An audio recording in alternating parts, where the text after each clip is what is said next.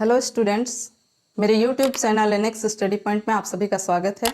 मैं हूं निर्मला खलखो और हम लोग देखेंगे एनसीईआरटी की बुक से ज्योग्राफी का पहला चैप्टर संसाधन एवं विकास।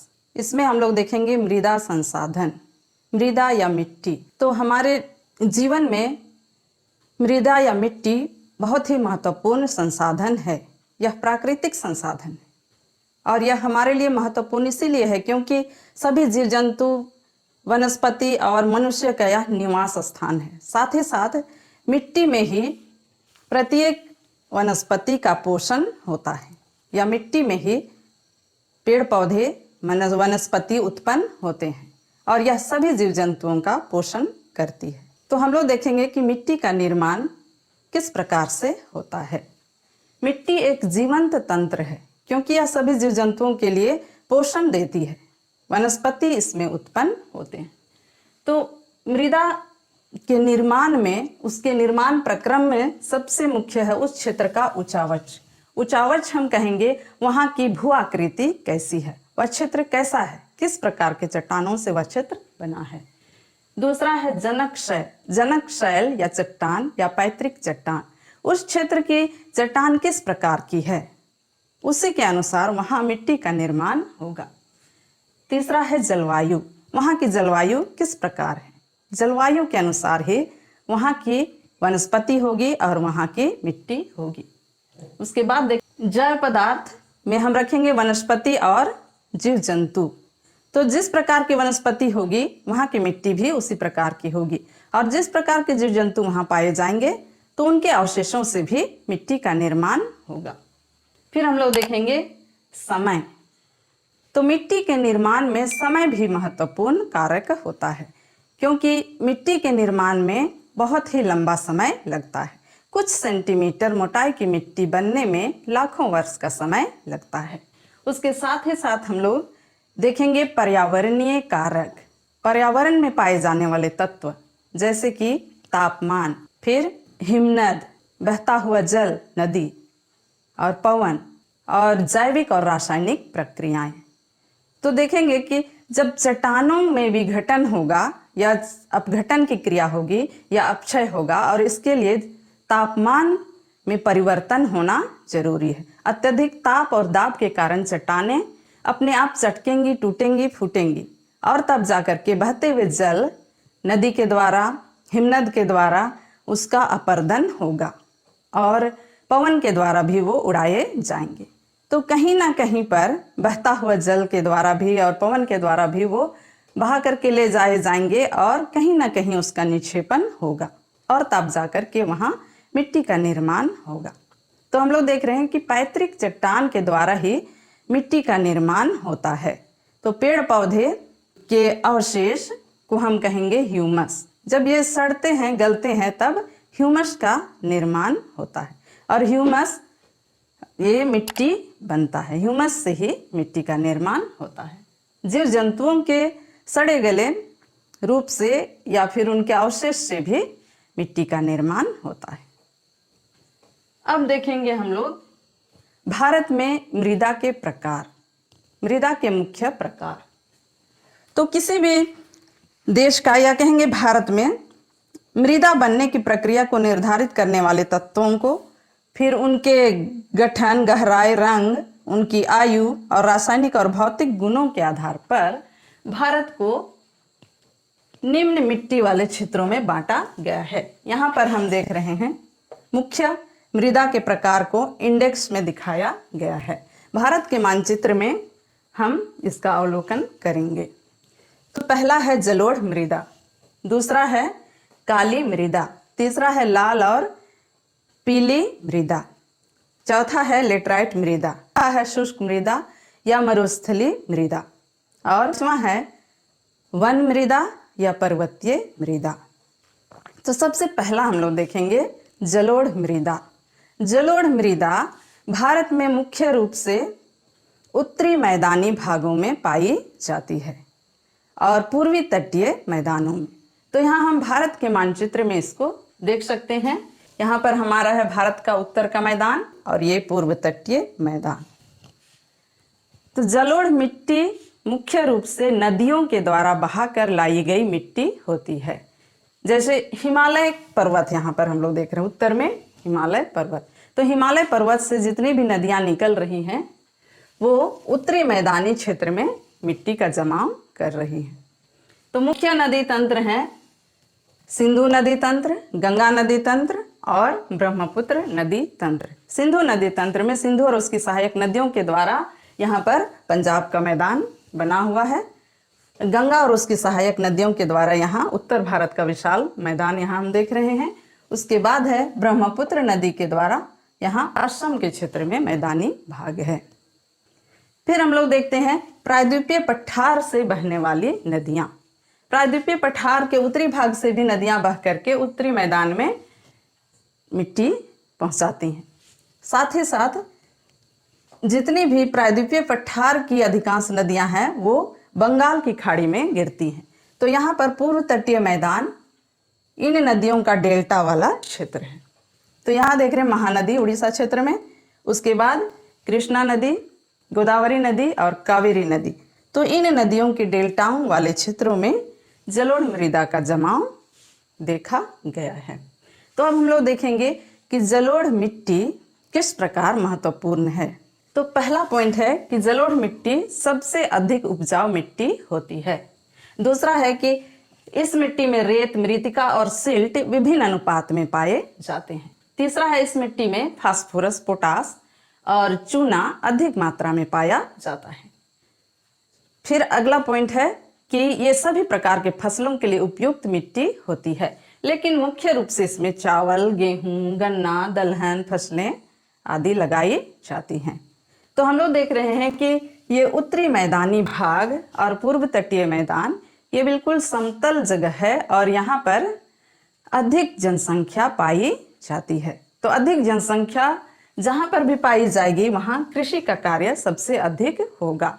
तो यहाँ पर गहन कृषि की जाती है। तो इसका विस्तार हम लोग देख चुके हैं, भारत का उत्तरी मैदान और पूर्व तटीय मैदान। अब देखेंगे कि कणों के आधार पर भी इस मिट्टी को हम दो टाइप में रख सकते हैं, एक महीन कण वाली मिट्टी और एक मोटे कण वाली मिट्टी। तो मोटे कण वाली मिट्टी पर्वतीय भाग के गिरिपद वाले क्षेत्रों में पाई जाएगी या पर्वत के आधार वाले क्षेत्रों में मोटे कणों वाली मिट्टी पाई जाएगी। और जैसे जैसे हम मुहाने की ओर आएंगे मिट्टी का आकार महीन होता जाएगा। आयु के आधार पर भी जलोढ़ मिट्टी को दो वर्गों में रखा गया है, बांगर और खादर। बांगर पुरानी जलोढ़ मिट्टी होती है और खादर नई जलोढ़ मिट्टी होती है। तो बांगर का क्षेत्र ऊंचे मैदानी भागों में पाया जाता है। यह क्षेत्र इतना ऊंचा होता जाता है कि यहाँ पर नदियों का जल हर साल नहीं पहुँच पाता है। कहने का अर्थ है कि यहाँ नई मिट्टी नहीं बिछती है। इस क्षेत्रों में, बांगर वाले क्षेत्र में मिट्टी मोटे कणों वाली पाई जाती है, कंकड़ पत्थर इस प्रकार की मिट्टी पाई जाती है। यह मिट्टी भी उपजाऊ है लेकिन खादर से कम उपजाऊ होती है। तो खादर नई जलोढ़ मिट्टी होती है। ये बाढ़ वाले मैदानी क्षेत्रों में पाई जाती है जहाँ की हर साल नदियाँ अपने साथ जल और अवसाद ला करके बहुत बड़े क्षेत्रों में फैला देती हैं या बिछा देती हैं। तो मिट्टी का निक्षेपण करती हैं नदियाँ। खादर महीन कणों वाली मिट्टी होती है और यह सबसे अधिक उपजाऊ मिट्टी होती है। तो दूसरा देखेंगे काली मिट्टी। काली मिट्टी को उसके रंग के आधार पर काली मिट्टी कहा गया है। काली मिट्टी को कहीं कहीं रेगड़ मिट्टी, रेगुड़ मिट्टी भी कहा गया है। तो काली मिट्टी को काली कपासी मिट्टी भी कहते हैं। काली कपासी मिट्टी कहने का अर्थ है कि वहाँ कपास की खेती सबसे अधिक होती है। तो काली मिट्टी को हम लोग देखेंगे कहाँ कहाँ पर इसका विस्तार है। यहाँ पर देखिए काली मिट्टी का क्षेत्र दिखाया गया है।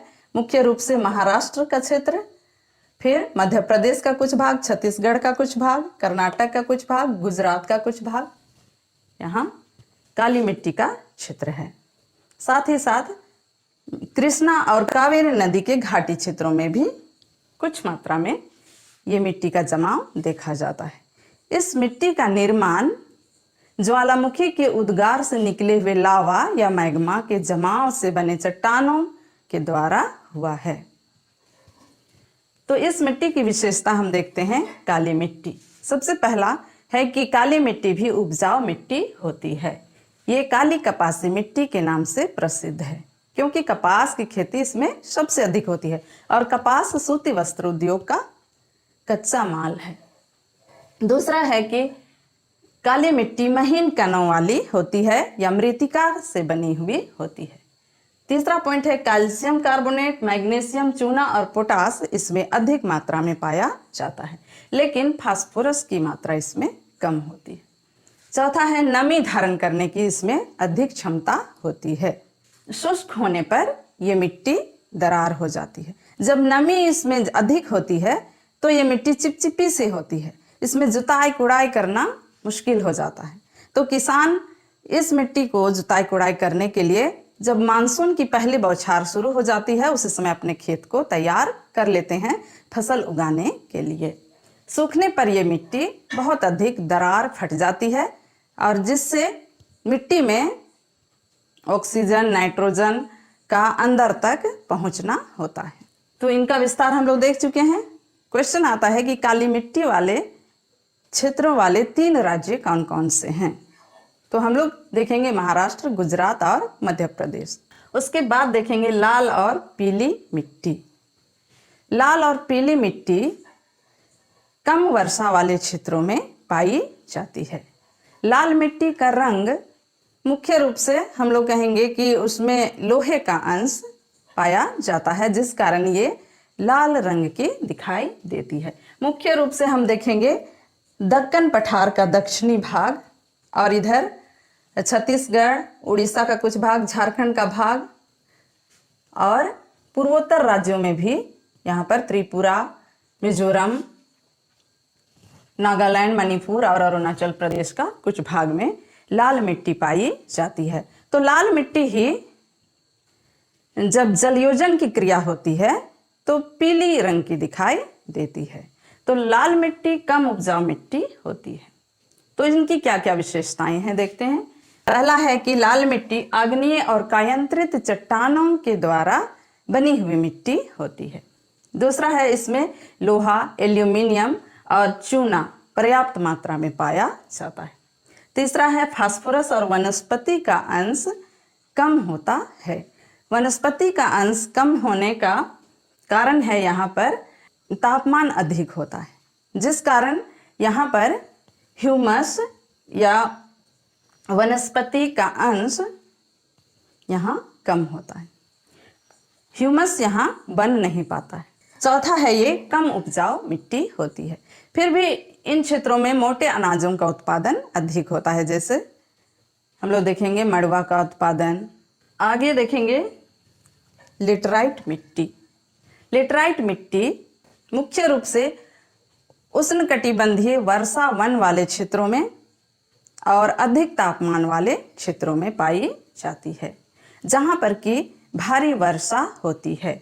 तो यहाँ पर हम लोग देख सकते हैं लेटराइट मिट्टी भारत में कहाँ कहाँ पाई जाती है। यहाँ देखिए पश्चिमी घाट पर्वत का निचला भाग, यहाँ देख रहे हैं अधिक वर्षा वाला क्षेत्र और यहाँ लेटराइट मिट्टी का जमाव है। फिर तमिलनाडु का क्षेत्र, फिर यहाँ देखिए कुछ भाग मालवा के पठार वाले क्षेत्रों में भी पाया जाता है। फिर यहाँ झारखंड, उड़ीसा का कुछ क्षेत्र और मेघालय, असम का कुछ क्षेत्र। यहाँ पर राजस्थान में भी थोड़ी से जगह पर इस मिट्टी का जमाव देखा जाता है। तो देखेंगे हम लोग लेटराइट मिट्टी। लेटराइट मिट्टी में लेटराइट शब्द ग्रीक भाषा के शब्द लेटर से बना है, जिसका अर्थ होता है ईंट। तो ये पकी हुई ईंट के समान दिखाई देता है।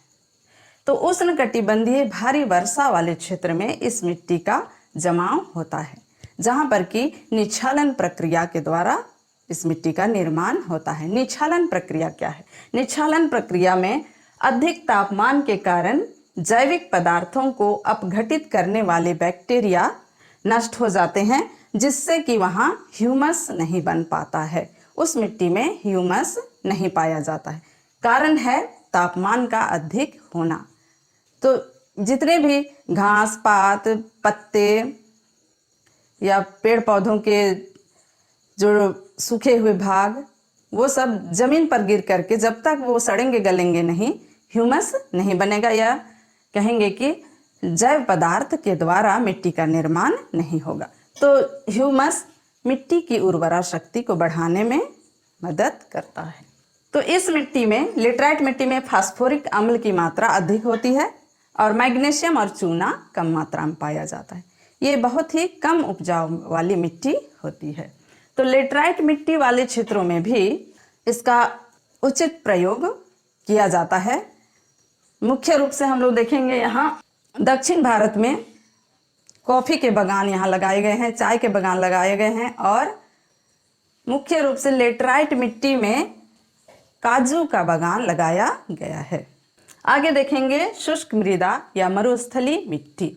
शुष्क मृदा कहने से ही पता चल रहा है कि यहाँ कम वर्षा वाला क्षेत्र होगा। तो भारत का ये पश्चिमी भाग राजस्थान का भाग है, जहाँ हम जानते हैं राजस्थान का मरुस्थल थार कहलाता है, और यहीं पर इस प्रकार की मिट्टी पाई जाती है। ये रेत वाली मिट्टी होती है, बालू वाली मिट्टी होती है। इस मिट्टी में लवण की मात्रा अधिक पाई जाती है। तो यहाँ पर हम लोग देख रहे हैं शुष्क मृदा या मरुस्थली मिट्टी। मरुस्थली मिट्टी लवणीय होती है। इसका कारण है यहाँ जल वाष्पन की क्रिया अधिक होती है। जैसे राजस्थान का हम लोग देखे हैं सांभर झील, जहाँ की पानी से नमक का निर्माण किया जाता है, सोडियम क्लोराइड। तो ये क्षेत्र की मिट्टी अधिक नमकीन होती है। इसका उचित उपचार करके यहाँ कृषि कार्य किया जा सकता है। सिंचाई की सुविधा होनी चाहिए। तो इस मिट्टी में ह्यूमस की मात्रा कम होती है और नमी की मात्रा भी कम होती है। तो चूने की परत के कारण मिट्टी में नीचे के सतह तक पानी का रिसना नहीं हो पाता है। यहाँ पर हम लोग देखेंगे कि अंतः जल स्पंदन रुक जाता है।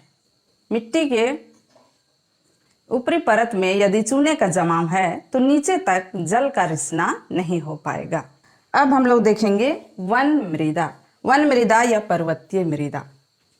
तो यह मिट्टी ऐसे क्षेत्रों में पाई जाती है जहाँ की ऊंचे पर्वतीय क्षेत्र हैं। देखिए हिमालय का पर्वतीय क्षेत्र पूर्वोत्तर राज्यों तक फैला हुआ, ये पर्वतीय क्षेत्रों में पाई जाती है जहाँ पर के सदाबहार वन पाए जाते हैं। तो ये मिट्टी मोटे कणों वाली मिट्टी होती है। तो पर्वतीय क्षेत्रों में ही नदियां जब बहती हैं तो इस मिट्टी का ज़्यादा अपरदन करती हैं और नीचे के भागों में इसको बहाकर लाती हैं। तो यह मिट्टी अधिक उपजाऊ यहाँ नहीं होती है, क्योंकि यहाँ महीन कण से लेकर बड़े बड़े बोल्डर और मोटे कणों वाले यहाँ भाग होते हैं।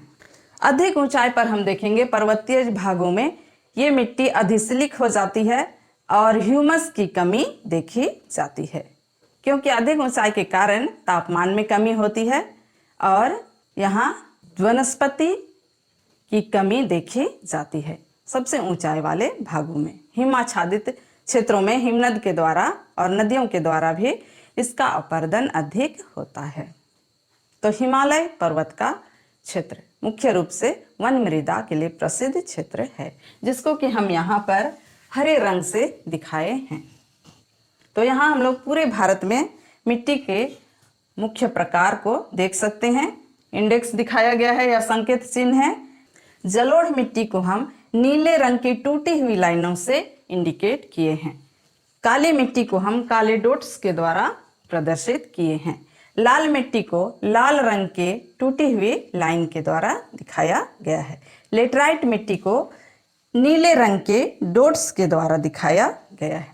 शुष्क मृदा को यहाँ सफ़ेद रंग से दिखाया गया है और पर्वतीय मिट्टी को हरी टूटी हुई लाइनों के द्वारा प्रदर्शित किया है। तो भारत के मानचित्र में मानचित्र से संबंधित भी प्रश्न पूछे जाते हैं और पूछे जाते हैं कि जैसे काली मिट्टी का क्षेत्र दिखाइए, तो काली मिट्टी का क्षेत्र यहाँ ड्रॉ करके सेट करके हमको यहाँ लिख देना है काली मिट्टी का क्षेत्र। या जलोढ़ मिट्टी का क्षेत्र दिखलाइए। तो जलोढ़ मिट्टी का क्षेत्र पूरे उत्तर भारत को हम लोग दिखलाएंगे, उत्तरी मैदानी भाग को और पूर्व तटीय मैदानी भाग को, और यहाँ गुजरात वाला क्षेत्र। उसके बाद फिर प्रश्न पूछे जाते हैं कि भारत के पूर्व तटीय मैदान में किस प्रकार की मृदा पाई जाती है और यह किस फसल के लिए अधिक उपयुक्त है।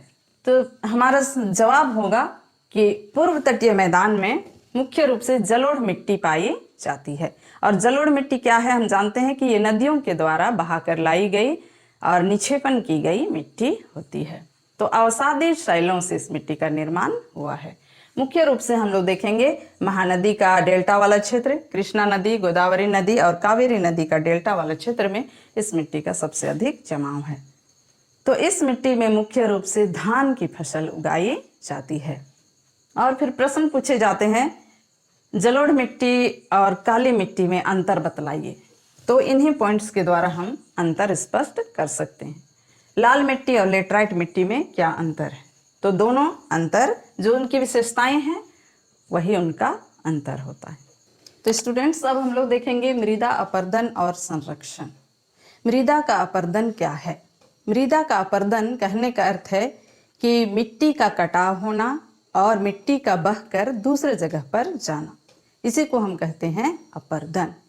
मिट्टी का कटाव होना, इसके लिए बहुत सारे तत्व इसके कारक हैं। मिट्टी के कटाव में मुख्य रूप से हम लोग देख सकते हैं बहता हुआ जल। बहता हुआ जल, हिमनद, पवन, ये सब मिट्टी को बहाकर और उड़ाकर दूसरे जगह पर निक्षेपण करते हैं या जमा करते हैं। तो मिट्टी के बहने की क्रिया को हम अपरदन कहते हैं। तो प्राकृतिक तत्व में हम देखेंगे बहता हुआ जल या नदी, पवन और हिमनद।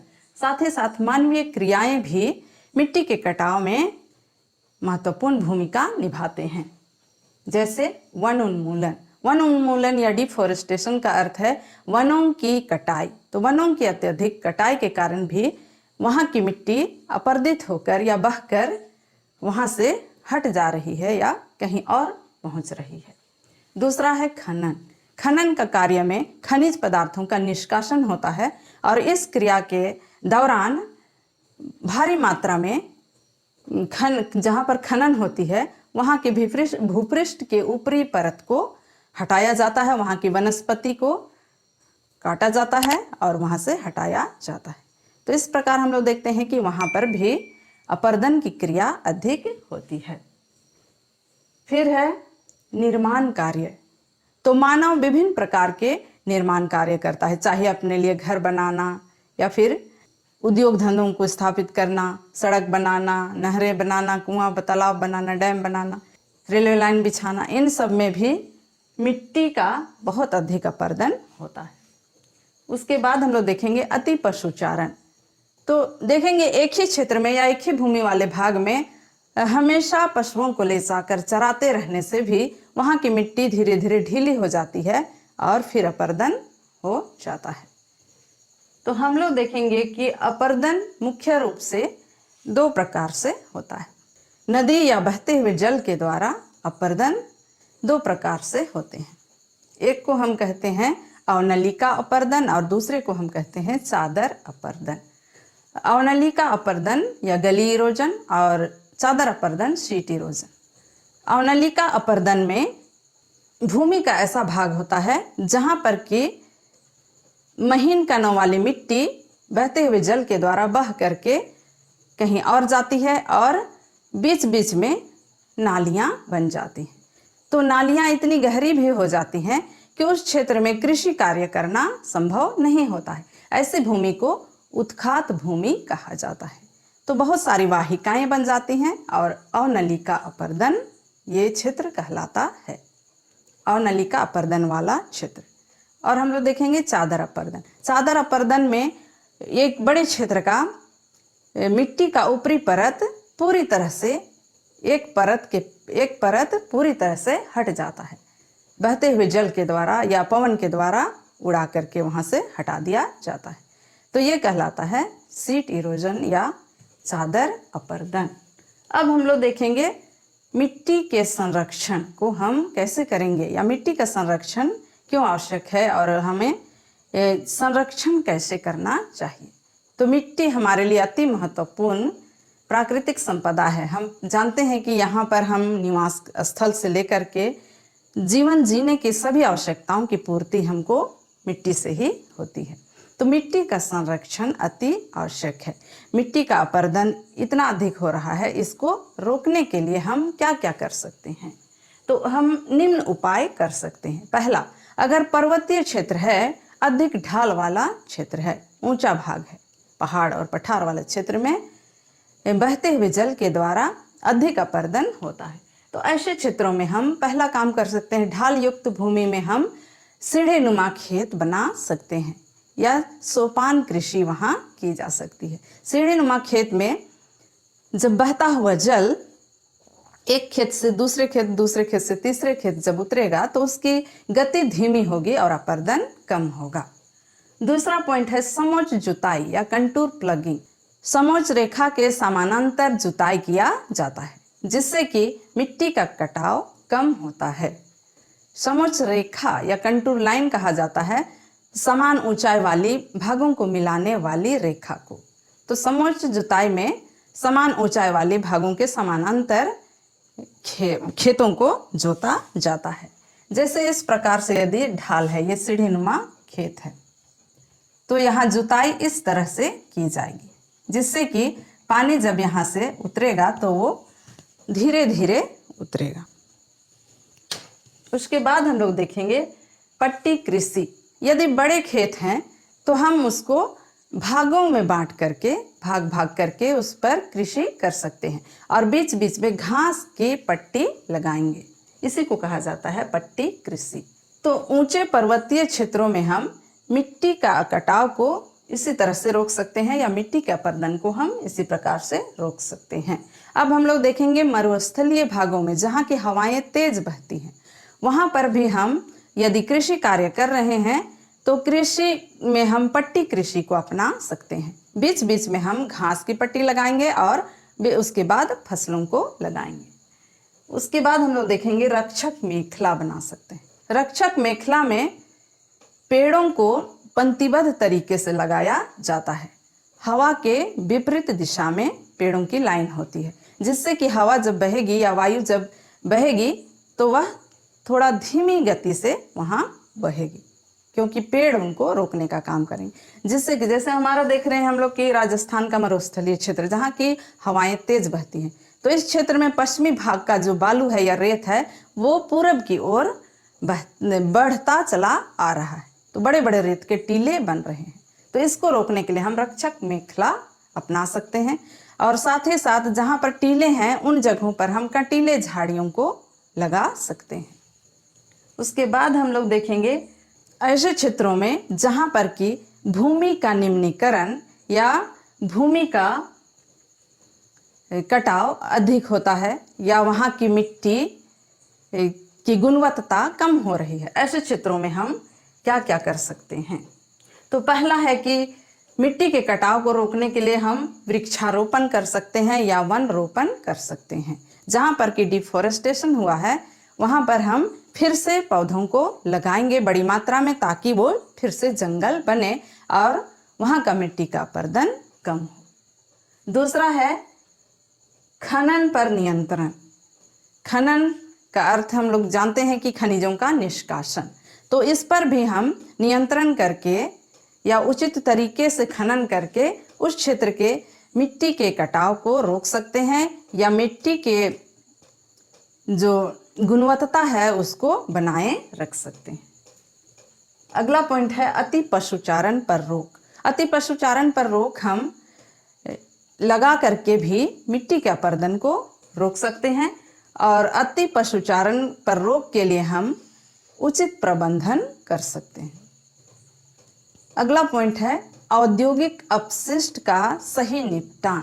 तो उद्योग धंधों का जैसे जैसे विकास हो रहा है, हम लोग देख रहे हैं कि खनिज पदार्थों के द्वारा कच्चे माल के रूप में वहाँ प्रयोग किया जा रहा है और उनसे जितने भी अपशिष्ट निकल रहे हैं, विभिन्न प्रकार के रसायनों से मिले हुए जो कचड़े निकल रहे हैं, औद्योगिक कचड़े, कूड़े कचड़े, उसको ऐसे ही मिट्टी में ऊपरी भाग में ही उसको फेंक दिया जा रहा है। उसका सही निपटान नहीं किया जा रहा है, जिससे होता यह है कि मिट्टी में वो वर्षा जब होती है तो मिट्टी में घुल करके वो जमीन के नीचे तक पहुंच जाता है, सतह जल या धरातलीय जल तक ये पहुंच जाता है और वहाँ के पानी को भी प्रदूषित करता है, साथ ही साथ वहाँ की भूमि को भी प्रदूषित करता है, जिससे वहाँ पर फसलों का उत्पादन असंभव है। वहाँ कोई पेड़ पौधे घास पात उगेंगे ही नहीं, तो वो मिट्टी बिल्कुल जहरीली हो जाती है। तो उद्योग धंधों से जो निकलने वाले कचड़े हैं, अपशिष्ट हैं, उनका सही प्रोसेस के द्वारा उनको शुद्धिकरण किया जाए, तब उसको जा कर के मिट्टी में निपटान किया जाए। उसके बाद हम लोग देखेंगे औद्योगिक जल। औद्योगिक जल भी विभिन्न प्रकार के रसायनों से भरा होता है और साथ ही साथ वो गर्म भी होता है। जैसे लोहा इस्पात उद्योग में हम देखेंगे कि गर्म जल, और ये जब निकाला जाता है नालियों के द्वारा, उनको सीधे जा कर के नदियों में प्रवाहित किया जाता है, जिससे कि जलीय जीव जंतुओं पर इसका सबसे बुरा असर होता है। साथ ही साथ जल प्रदूषण होता है, वहाँ के जलीय जीव जंतु, वनस्पति, सारे पर इसका बुरा असर होता है। तो नदी के जल को शुद्ध रखने के लिए, या कहेंगे कि उसको प्रदूषित होने से बचाने के लिए, हम औद्योगिक जल का परिष्करण करेंगे या उनको शुद्ध करेंगे विभिन्न प्रोसेस के द्वारा, तब जा करके उसको नदियों में छोड़ा जाएगा और जल को ठंडा करके छोड़ा जाएगा। तो हम लोग देख रहे हैं कि भूमि का निम्नीकरण, कहने का अर्थ है कि उसका भूमि का जो उर्वरापन है या उसकी जो क्वालिटी है, उसकी जो गुणवत्ता है, उसमें जो ह्रास होता है, उसको हम कहते हैं भूमि का निम्नीकरण। भूमि और मिट्टी लगभग एक ही हम कहेंगे, क्योंकि भूमि ही मिट्टी है और मिट्टी में हम फसलों का उत्पादन करते हैं। स्टूडेंट्स, आई होप आप लोगों को मेरा ये वीडियो पसंद आया होगा। पसंद आया होगा तो ज़्यादा से ज़्यादा लाइक कीजिए, ज़्यादा से ज़्यादा शेयर कीजिए और मेरे चैनल को सब्सक्राइब कीजिए और बेल आइकन को दबाना ना भूलिए, जिससे कि मेरा आने वाला वीडियो का नोटिफिकेशन आपको सबसे पहले मिल सके। Thank you.